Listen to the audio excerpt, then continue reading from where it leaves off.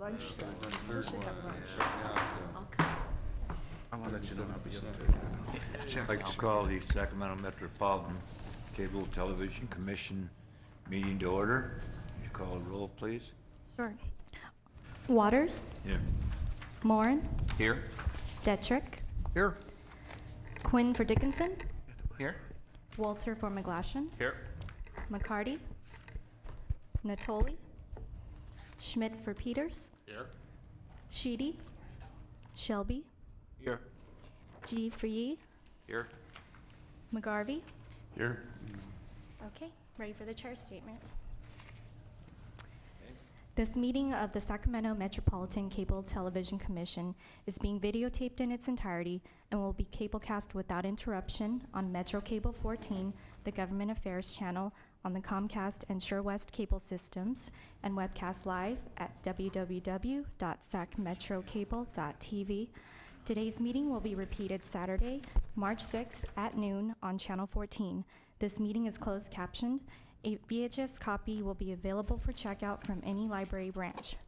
Members of the audience wishing to address the board should fill out a speaker identification form located at the back table and hand it to the clerk. Please speak into the microphone when addressing the board and state your name for the record. Okay.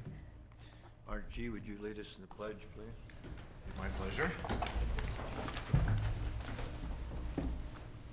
I pledge allegiance to the flag of the United States of America and to the republic for which it stands, one nation, under God, indivisible, with liberty and justice for all.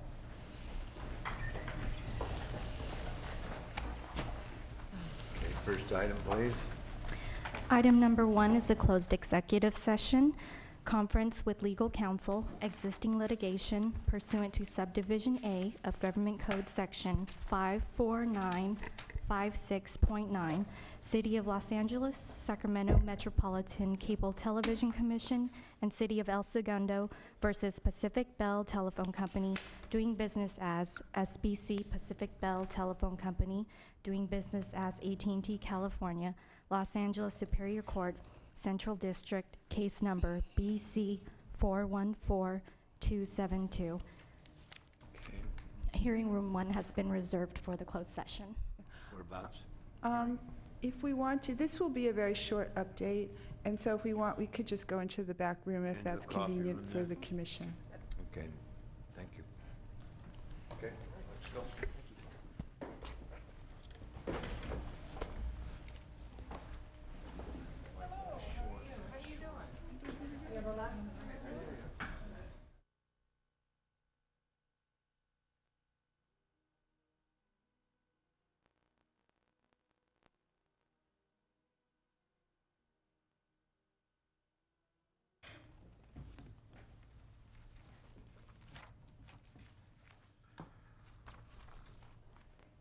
Harriet, were there any items to report? There was no reportable action out of closed session. Thank you. Next Ready for item, item please. 2? Okay. Item 2, Sacramento Educational Cable Consortium's request for matching funds from SMCTC for its application for federal funding from National Telecommunications and Information Administration's Broadband Technology Opportunities Program to extend Sacramento's BestNet infrastructure to elementary schools and select public libraries. Okay. As the commission knows, Bob Davison is out on leave right now, and so on medical leave, and so I am going to pitch hit and try to do his job, however poorly that might be. So this item is a request from the Sacramento Educational Consortium, and Liz Rhodes and Greg Linder are here, and they'll do the main presentation. They have been pursuing funding from the Federal Recovery Act through the Broadband Technology Opportunities Program, and they believe that they have the capability of putting in an application for what would be Phase 3 of BestNet. So as the board will recall, Comcast, the schools, and the commission have jointly funded a broadband institutional network that currently runs between all of the school district offices, the high schools, and the middle schools in Sacramento. It's not quite done, but it should be finished before June. And we've always tried to figure out how we were going to go forward with the elementary schools. And this is a proposal where, if the grant was awarded, would fund attaching the elementary schools to the BestNet project. So it would be Phase 3 of BestNet, and it would complete BestNet. And so in order to make the application, they need a local commitment of local funds for at least 30% of the project. And that is what has brought us here today, because the application is due on March 15th, and the commission is being asked whether or not you would commit the local share of the funding. That local share would be approximately, in total, $3 million over 3 years. There is carryover in the BestNet 2 phase of about $900,000. So it would be approximately $2.1 million in uncommitted funds, and then the $900,000 that wasn't needed to finish BestNet 2. And that would, so it would be a 3-year commitment, and it would be part of the grant application, and then we would wait to see if the grant got awarded. And those it would be proposed, if the commission decides to go forward with this, that those funds would come out of the PEG fee money, the 1% PEG fee that was implemented about a year ago. So with that, I think I'd answer any questions, and Liz and Greg and Comcast may want to give you the longer version of the grant application. Okay. We have 3 or 4 speakers. Liz, did you want to go first, or Phil? How would you like to do this? Going to come up together? Okay, that'd be fine.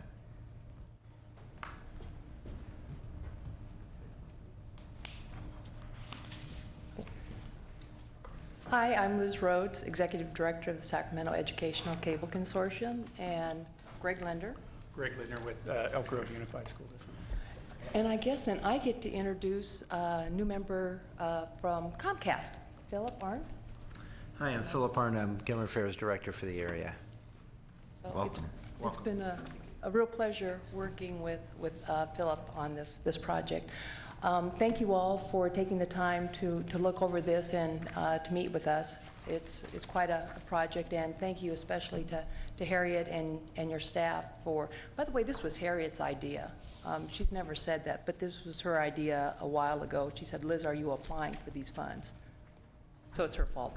Anyway, for the grant. It's a good thing it's her fault. That's good. So anyway, I think Harriet provided, for the most part, exactly what we want to do, and we've given you all the background. The only other item that I think that I would like to add to what has already been said, and I think we've talked with most of you about it, is that, through this process, one of the things that we've been told when we went to the workshop on the funding, and then also met with the representative from the state of California who's in charge of all of the BTOP applications, is what they feel is most strong about this application, why we were encouraged to move forward, is the existing partnerships and the funding that you have provided, and the resources and the leadership that you've provided over the years, and the fact that this is an ongoing network that is sustainable, and that it's a very solid application. So we feel that, kind of the stars are aligning and things have come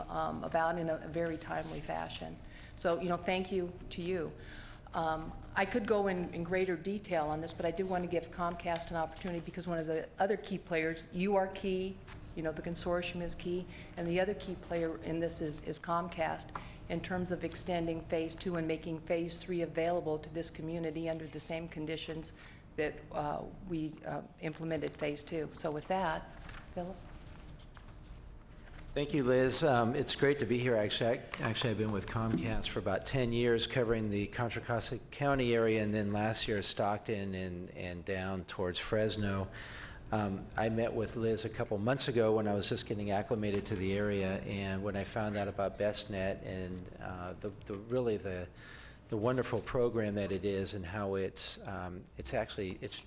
really using the iNet. I mean, we've worked with cities throughout California that always have an idea of getting fiber in there, and they have plans one day to do something with it.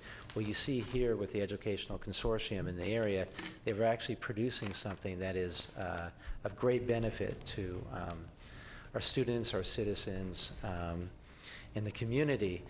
And that's why we've been so supportive of BestNet and the Educational Consortium, and we're partnering right now to finish up our middle and high schools to extend the iNet and to expand the opportunities for those who can use it. I met with Liz about a month ago, and we talked about this, and it just makes a lot of sense to get to go to phase 3 and sort of complete this circle and get our elementary schools involved. And so we are always looking to ways to partner with BestNet to see if that can happen.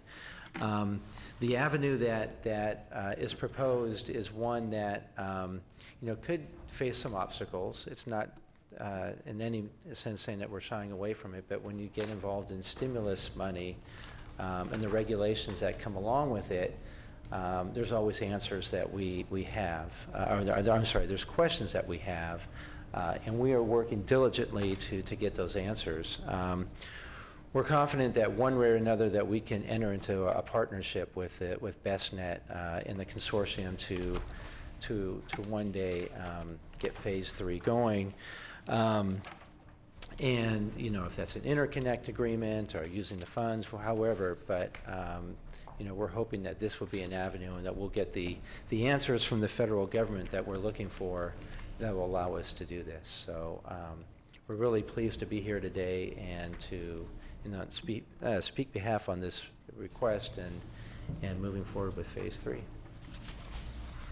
Thank you. Greg?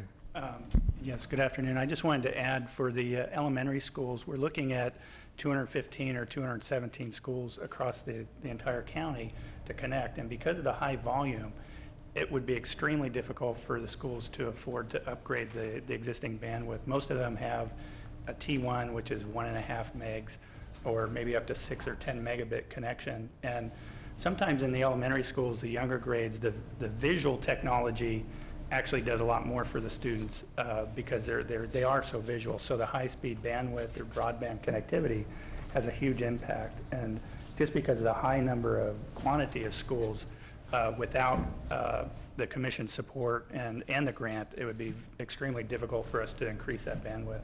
So we're just asking for your support. Thank you. Go ahead, Liz. Unless you have any questions, like I said, the details we've pretty much provided you, and I think we've covered kind of that 50,000 foot level, unless I've left something off that you may have a question about. Yes, then. Yeah. Am I on here? There we go. Just two quick questions. First of all, you mentioned the existing bandwidth. What does it move to at the elementary schools from 1.5 to 5 meg to? Under BestNet, it would move to a gigabit. So okay. A million bits basically versus 1.5 bits. Great. And then the last question is what's the expectation of a date of award announcements? Is that fuzzy or clear? September 30th, they're supposed to allocate all of the funding, and then it's a 3-year project. Very good. Thanks. Questions? Quick question. I see some of the larger districts are taking part, and I noticed that there are some smaller districts that are not involved. When we receive this award, will we be able to expand service to the smaller districts? Actually, and thanks for the positive on that, when we get this award. When we receive the award. Very good, thank you. We're going Absolutely. to keep it that way, positive. Actually, this includes every single school that has not been connected. So when some of the smaller districts you don't see, it's because they're done. They're Like already- Natomas is probably what you're referring to, maybe? I was actually referring to Robla and Alberta in the north area of Sacramento. Okay, Alberta, one school, we're connecting Alberta this year. Okay. Because it's also the district office, and we're working with Twin Rivers. Yeah, Twin on making Rivers, that. yay. Yes, to make that connection. They've been kind of challenging because of where they're situated. Okay. And Robla is going to be included in this, but Robla opted out of BestNet. So there's some issues there, and we're just sliding them in. Okay. And you just haven't seen that yet? And Thank you. this BestNet covers the area that's covered by the cable provider. So Okay. the school has to be within the service area of Comcast. Comcast, So the okay. really rural schools, to the extent that we have really rural schools, if they don't go anywhere close to where Comcast provides service or Sure West provides service, then they would not be Okay. able to be connected. Thank And you. one other little district that is not on this list, but is being connected through some superior help from Comcast and the gentleman who used to be, is our COE. And Don Tola, you helped us, with that, but it looks like we're going to be able to do that one with fiber. So, and that actually is in the works as we speak. So we think we've got everybody covered. Okay. It looks like That's you the do. plan. That's good. Thank you. Before you sit down, Liz, worked with you now for 15 years in this commission, and you're always there, you're always pushing, and you hit a home run on this one, though. I think this is all your work over the years is really going to be coming to fruition when we can get all the schools involved. So thank you again for everything. And all the rest of you also, but Liz, I've known the longest.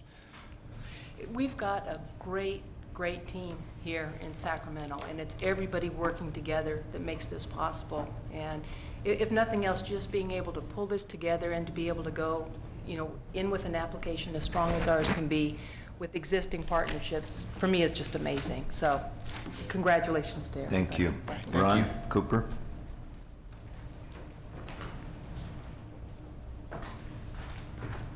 Ron Cooper, Executive Director of Access Sacramento, and I wanted to echo the Chairman's positive comments about the BestNet effort, and Access Sacramento is in support of their application, and we expect that funding to be received and the final third phase of BestNet rolled out in the very near future. One of the exciting possibilities that this institutional network brings is the connecting of all schools at all levels within Sacramento County to a huge pipe that will, permit all kinds of wonderful educational opportunities and a lifelong learning by connecting all colleges all the way through all elementary schools, and that's very exciting. We're also talking with the educational consortium about libraries that share school sites, and might be an opportunity, we're still exploring that, but as this builds out over the next several years, might bridge that gap in terms of school site participation in BestNet and access to the internet and through this huge pipe, and maybe through these common libraries begin to reach out in terms of the community as a whole. Again, with the concept of lifelong learning, and that access to the internet now is not an option. It really is absolutely necessary for all ages, all community members. So I'd like you to consider us a resource and as a partner, both to the Ed Consortium and with these new funds for PEG capital expenditures. We'd like to invite you as government partners to also consider that. I know that there's a considerable list of items for improving Metro 14 capabilities in your city hall chambers and the county chambers. And we'd like to also explore with each of you the opportunities that might be available through a program that we've been developing and have submitted to the Knight Foundation News Challenge grant to establish neighborhood news bureaus. And we're focused on South Sacramento County to begin with, but there's nothing in the plan that would limited to only South Sacramento County, but we can't do it alone. We really need your help to take this big step forward in the 21st century. So I wanted to share with you, kind of ride on the educational considerable coattails here a little bit, but to share with you an abbreviated version of the application so that you can have a sense of what's going on. Some of you, like Art G and others, have been briefed on these efforts that we're making. It's a considerable step for us too, because 2,400 applications internationally were received for the Knight News Challenge grant, and only the top 10% were considered for further application.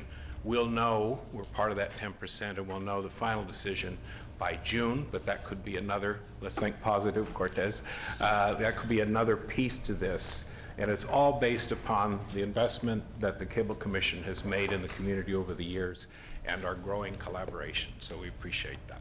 Thank you, Ron. Any questions? I'd move the item. Second? All in favor? Aye. Abstentions? Noes? That carries unanimously. Item number 3, receive and file list of Title I schools participating in Sacramento Educational Cable Consortium's media production program. This is information that was requested at the last Cable Commission meeting.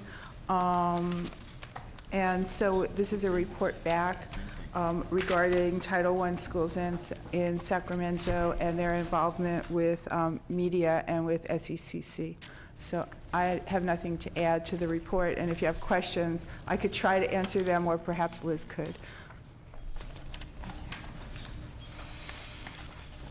Pretty straightforward. Item number 4, receive and file the audit of franchise fees remitted to the Sacramento Metropolitan Cable Television Commission by AT&T Incorporated for calendar years 2007 and 2008. Thank you. It turns out that the Commission was the first entity in the country to audit AT&T's UVerse cable video system. And so, so that was we didn't plan on that when we started, but that's what happened. Alan Matra from the county, who has done our previous audits, also audited AT&T. What you have in your packet is the results of that audit. And what I think it was important to do this so that we all started off on the right track with a new video provider in this region. And as part of the audit, Alan determined that AT&T had not been paying franchise fees on the commissions that AT&T got through its video system from the home shopping channels. And so AT&T looked at that. They agreed. They have now changed their process to make sure that they're accounting within their franchise fees for the commissions that they get from the home shopping channel. They have paid us for the audit years for that portion, for the 5% franchise fee on the home shopping channels. And we anticipate that going forward, they will continue to pay us the franchise fees on home shopping as well as the rest of their gross revenues. So it was worth it, I think, to start down the right track with AT&T, and as they gain subscribers, this will be more and more important for us to make sure that everybody's using the same definitions and properly accounting for the franchise fees. So if you have any questions, I'll try to answer them. Questions, Kevin? Yes, I have a question, not particularly about the audit, but regarding the franchise fees and AT&T. I asked this question in the fall, and I know that Bob is on leave right now, so it was probably on his to-do list. But I asked, I think about 3 meetings ago, to get a breakdown of the AT&T fees by city, and he came back and gave us what we were getting based upon our population, because Sacramento has X amount of people in our city. But what I really wanted is based upon how many basically starts AT&T have made out there. And I know that we have a rule here. It goes, the franchise goes all to one big pot, and we distribute it based upon per capita. Right. But I really wanted to know what the difference would be if we went on actual hookups customers out there. Right. We actually, Bob and Karen and I actually talked about that just last week, and Karen is working on getting that information to you. So hopefully we would send out an email to everyone with that information or bring it back at the June meeting. Do we have I the- understand, I think we Yeah. understand what you want, and I think they started down the road of doing sort of all of the franchise fees together. Yeah. And then they realized that that was not, and you Sure. all have that information. Correct. And then, and they're working on getting it. It's Okay. primarily been because Bob has been out.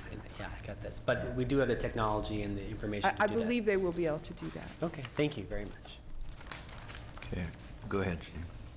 I was just curious with the fees that are due here, if they had an agreed upon time that they're gonna come forward with that? They pay their franchise fees quarterly, and they have paid the back franchise fees that were owed because of the audit they have paid to us That is already. paid on full already? Yes. Okay. Okay, that it? Any other questions? Okay. Okay, Item number 5, receive and file Sacramento County's calendar year 2010 investment policy of the pooled investment fund. We do this once a year. The County of Sacramento holds the funds for the commission, and they invest the funds pursuant to their general investment policy. And this is this year's investment policy. It's virtually identical to last year's investment policy. So moved. Second. Question before motion. It talks about their policies, but what is currently their ratings? It talks about their policies, but with some of the county challenges, are they rated A ratings, B ratings? Do we know that? We don't know that. That's the question I'd like to get an answer I to. don't know the answer to that question. This is, these are the funds that the county invests, so it's Okay. not borrowing. So it's, the county would go out with these funds and either put the money into the local agency investment fund that's run by the state, or they potentially could buy securities, not stocks, but bonds and other securities authorized by state law to get a return on investment for the funds that they hold in their treasury for, both on their behalf and on our behalf and on multiple other special districts. Yeah. Just a question, what happens if the county is holding, our funds are tied in and something happens and some of the money where the pool is used to leverage? They don't use our funds particularly, or the full pool, as leverage for the county's own investments, because they invest money for many, many agencies in Sacramento.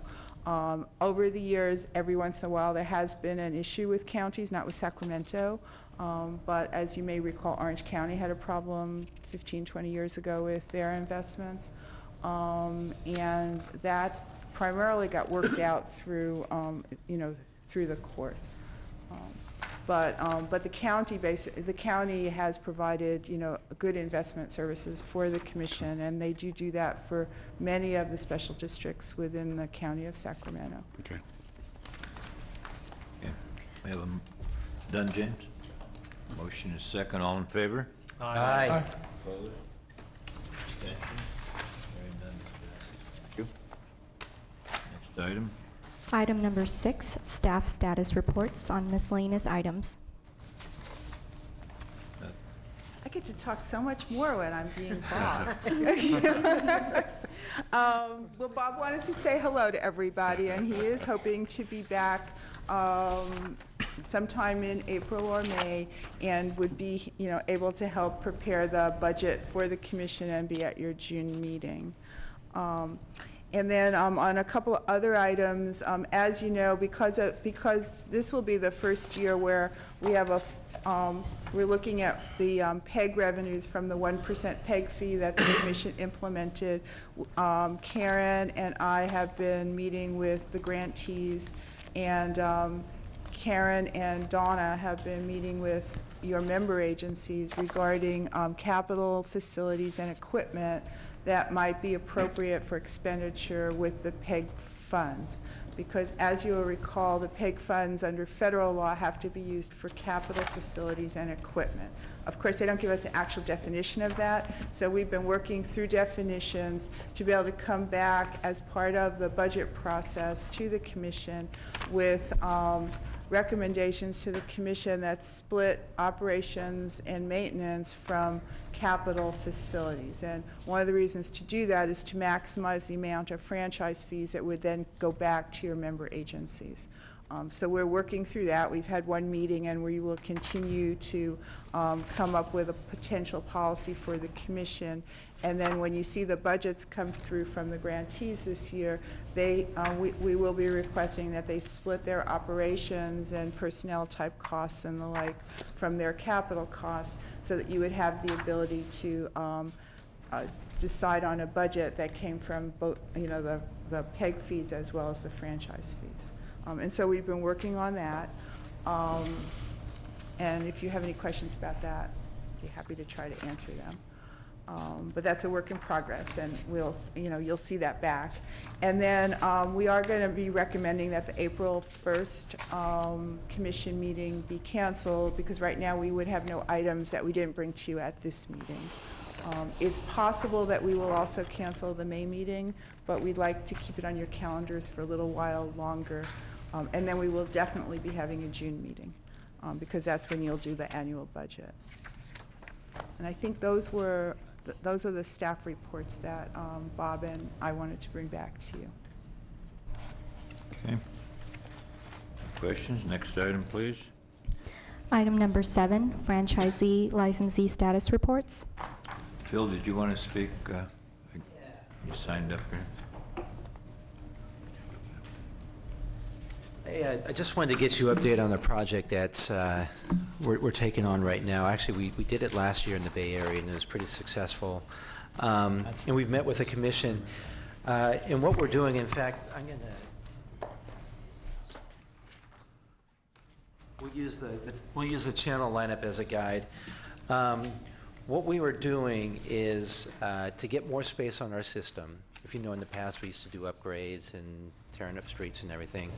But to get to more space on our system, we are embarking on a plan to convert a majority of, or I should say 2/3 of our analog channels to digital. And by doing that, we gain more bandwidth. So then down the road, we can add more products and services, faster speeds, more niche channels, and more high definition channels. If you look at the channel lineup right now, you see limited basic, channel 2 through 25, and then 95, 96. That won't be part of the project. That's what we call our basic level, and those analog channels will not be converting to digital.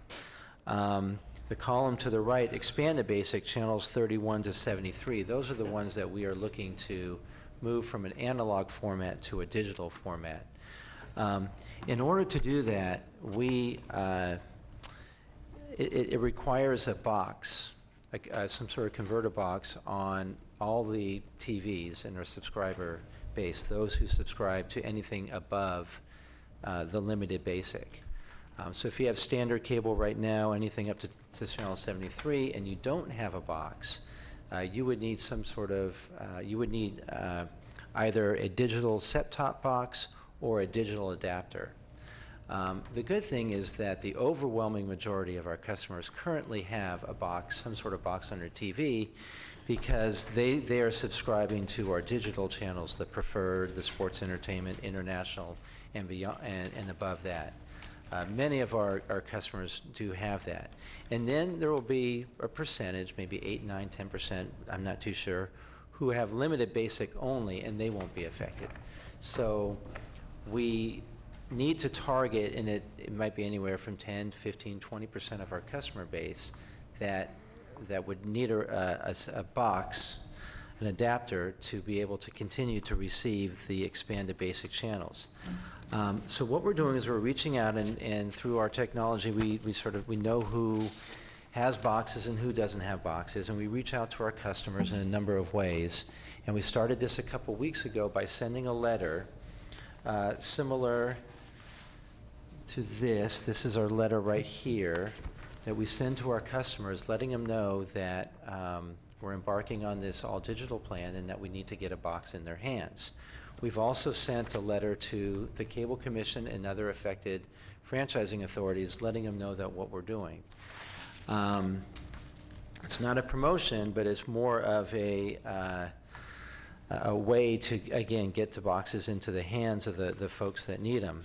And this is an adapter. It's as simple as that. Now, what we're doing is we're offering customers that don't have boxes currently today up to 3 converter boxes. One could be a digital set-top box, free, no charge each month, no change in the bill, and 2 additional adapters if they need them. So let's take your house today. Let's say you have 4 TVs and 2 currently have digital boxes. Well, we need to do something with those other 2 TVs so you can continue to receive the expanded basic. If you're a customer, you could get one, you could get a digital set-top box on one, and you can get an adapter on the other. Or if you want just 2 adapters, you can do that. And that would be free of charge. Now, let's say you have 4 TVs today, and none of them have boxes on there. What we're doing is we're offering up to 3 for your house, and then you would then pay for the 4th, and that would be an adapter. So let's say on the main TV you would get a digital set-top box, and the other 2 you would get adapters. And then the 4th would be just $1.99 per month. It's real simple. Customers call us up. They can go to our cable stores and request these boxes. We'll send this kit out, postage paid, and with a guide here to set it up. And it's very simple to install these. All you have to do is plug it in, and then you take the cord that goes to the TV right now, you put it in one, and then we have a cord that goes from the adapter to the TV. You call us up, we activate it, and it's done. Very simple to do, and in fact, you can even hide these behind the TV, and with another little device here that's like an eye that can come up to the top, and it can then talk to the remote. And so you can even hide these behind the TV, and we do that in maybe motels, hotels, and others. So this is what we're doing, a lot of communication with customers. We're going to continue to work with them until we get to a level that we feel that's satisfactory to cut over and go to the all-digital. But we're not going to cut over until we're satisfied that the overwhelming majority of our customers have some sort of adapter box. Again, very simple to use. The advantage to the customer when it's done is that if they're currently getting just limited basic and expanded basic on your lineup, for doing this, we're now going to add the limited basic digital channels. That's this little set of channels right down there, California channels, Shoppers Paradise, on and on. And then also the digital starter, which is a TV Guide channel, MSNBC, CMT, C-SPAN 2. So actually, in the end, the customers will get more than a dozen new channels free of charge. And so, and in addition, if they were to eventually go to higher levels of service, there'll be more high-definition channels and niche channels and others to choose from. So that is our project. We're doing it in phases. When we notified the commission through a letter, Folsom, Rancho Cordova, Fair Oaks, Carmichael, and Citrus Heights are the first ones that will eventually be cutting over, but we will get to Sacramento, we will get to all the other areas, and then up and down Central. We did this last year in the Bay Area, and it was successful. And then areas and obstacles that we ran into there, we've learned from that, and we'll apply the lessons learned from last year to make this transition even smoother. So that is our project. And if you have any questions, I'd be. And I did speak to the commission, to the staff about a month ago, and went over this too. So, oh, finally, Government buildings, we're going to be working with the governments because we do provide drops to the building, but we don't know how, if we provide one drop to a building, we have to find out how many TVs it goes to. So we're going to be working with the cities to get an inventory and an idea of how many outlets they have in each building so we can provide and make sure there's enough adapters. So that is it. Thank you. Thank you. If there are no questions. Thanks. Tim, did you want to speak?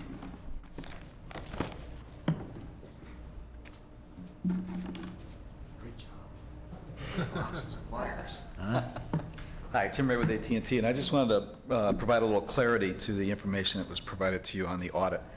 In your package, if you refer to attachment 1, page 3, you notice where it talks about the shopping commissions that were mentioned. The system, when we bill all of our customers, goes through a big database from all the customers that are billed. That is fed to our tax department, and then our franchise fees are applied to that. So all the customers' franchise fees were being picked up. Year 2007, 2008, in the initial stages, when we were signing the contracts with all shopping channels, goes through a different system. And there was an error and it wasn't being picked up. Through our own internal audit done in the first quarter of 2009, we picked that up. And in the first quarter of 2009, we paid all franchise fees appropriate on all commissions from shopping channels. What was mentioned was the home shopping channel, which is a separate home shopping channel. To date, we have not received any income from them. Therefore, no franchise fees have been paid yet on that channel. We're looking into why we haven't received any income from them yet. But when we do, we'll also pay appropriate tax franchise fees, as we've done on all the other shopping channels, which we picked up in the first quarter of 2009. Just thought I'd provide that clarity. Thanks. Thanks, Tim. Thank you. Questions of Tim? Okay. Item number 8, please. Channel licensee grantee status reports. Cooper? Ron, do you want?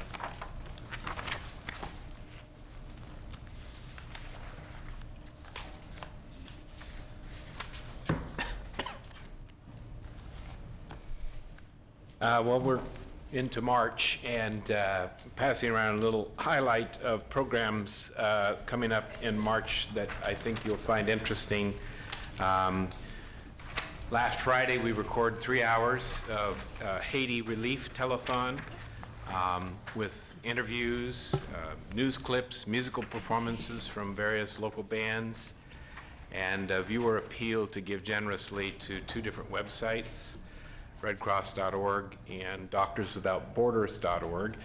We're replaying that on this coming Sunday from 5 to 8 p.m., and we'll replay it again in April as well, encouraging folks to remember that the struggles to rebuild the country continue, and those donations to those websites are much appreciated by the people of Haiti.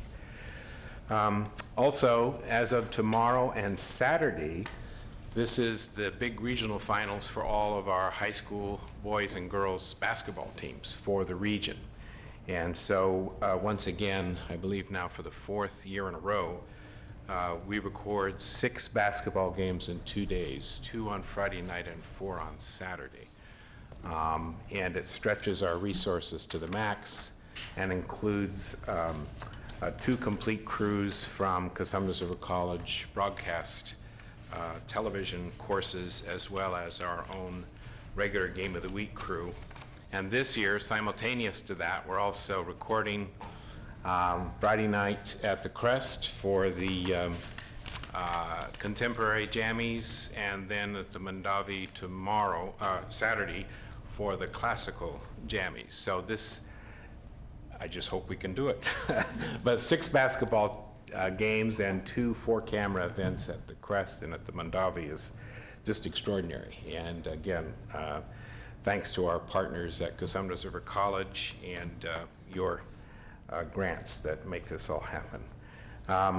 And then on Saturday, March 13th, we actually do our own version of March Madness.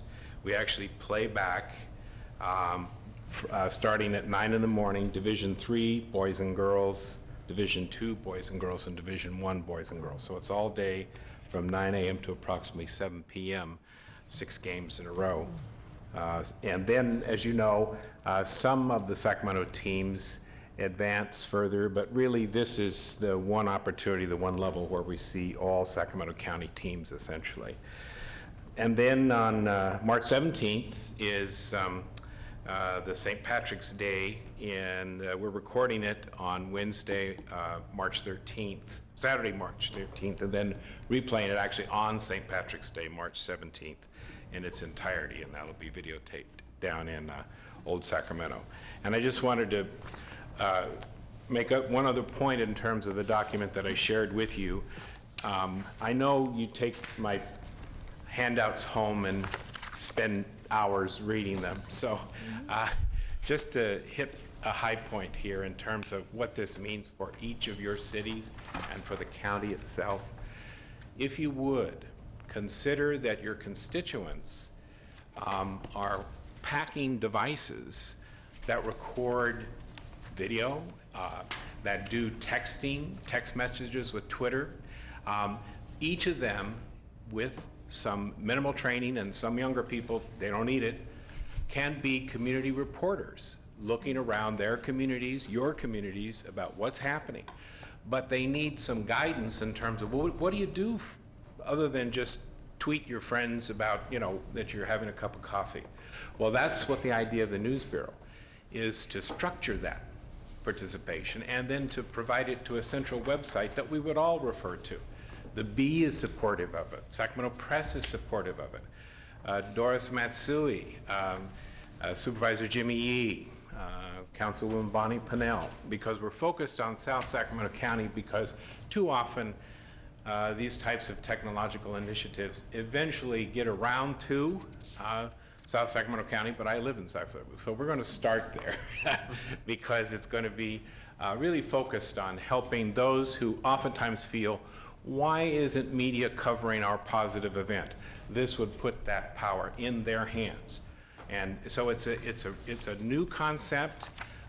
We'd be, you know, leading the country, especially focused on our poorest and most diverse communities to begin with, but there's no reason why this can't be countywide. There's no reason why you can't consider a news bureau in however you define your community. It won't happen overnight, but we feel that with your leadership and the latest of technologies and applying for grants and funding, and even looking at these opportunities coming up with the PEG fees, that there will be an opportunity there to build out this infrastructure and continue our leadership in the nation. Thank you.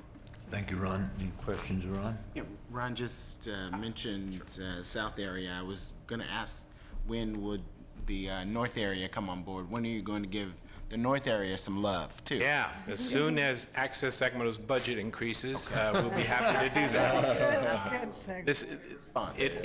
It really is a matter of, again, many folks have, as you know, you all have your own devices. So the question of technology is not the critical one. The question is training, and the question is building a website to collect it. So that's where the resources. But when you stop and think about it, you know, when we started this 25 years ago, everybody didn't have a video camera. Now they do. So this is an extraordinary time to build upon resources that are now becoming widely available, but what we need is training and how to collect data and share it. Thank you. Okay. Any other questions? Thank you. Any comments or questions from the members of the board? If not, we're adjourned. Oh, I'm sorry, there's one more item. I'm sorry, what? You have public communications. I don't know if you have any people from the public. No, I've got, nobody's signed up to speak. They've all, Okay. okay. Now we're adjourned. Thank you. Okay. Good. Did you, Toby?